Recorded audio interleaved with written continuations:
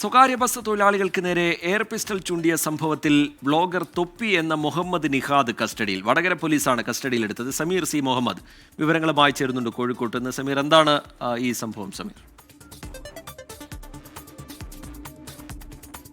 റിജിത്ത്, വിവാദ YouTuber vlogger തൊപ്പി എന്ന് വിളിക്കുന്ന മുഹമ്മദ് നിഹാദാണ് ഇപ്പോൾ കസ്റ്റഡിയിലായിരിക്കുന്നത്. വടകര പോലീസാണ് ഈ യുവാവിനെ കസ്റ്റഡിയിലെടുത്തിരിക്കുന്നത്. സംഭവം ഇങ്ങനെയാണ്. ഇന്ന് വൈകിട്ടോടു കൂടിയാണ് ഈ കസ്റ്റഡിയിലെടുക്കൽ ഉണ്ടായിരിക്കുന്നത്. അതിൻ്റെ പ്രധാനപ്പെട്ട ഒരു കാരണം, ഈ യുവാവ് കണ്ണൂരിൽ നിന്നും കോഴിക്കോട്ടേക്ക് വരികയായിരുന്നു. ഇവർ കാറിലാണ് സഞ്ചരിച്ചുകൊണ്ടിരുന്നത്. ഈ നിഹാദും അതുപോലെ തന്നെ നിഹാദിൻ്റെ 2 കൂട്ടുകാരും ഉണ്ടായിരുന്നു. ഈ കാറ് അവിടെയുള്ള ഒരു സ്വകാര്യ ബസ്സുമായി ഉരസി.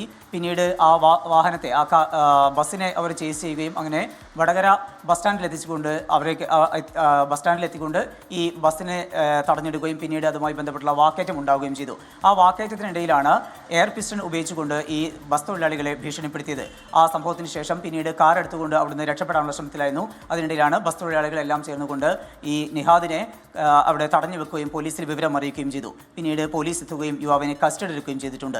ഇപ്പോൾ നിലവിൽ കേസ് എടുത്തിട്ടില്ല, കസ്റ്റഡി മാത്രമാണ്. അറസ്റ്റോ മറ്റ് തുടർ നടപടികളിലേക്കോ നീങ്ങിയിട്ടില്ല. പക്ഷേ ബസ് തൊഴിലാളികൾ പരാതി നൽകുകയാണ് എങ്കിൽ, അവരെ ഭീഷണിപ്പെടുത്തിയതും അതുപോലെ തന്നെ തോക്ക് ചൂണ്ടിയതുമായി ബന്ധപ്പെട്ട് അവർ പരാതി നൽകുകയാണെങ്കിൽ കേസെടുക്കും എന്ന കാര്യമാണ് വടകര പോലീസ് അറിയിക്കുന്നത്.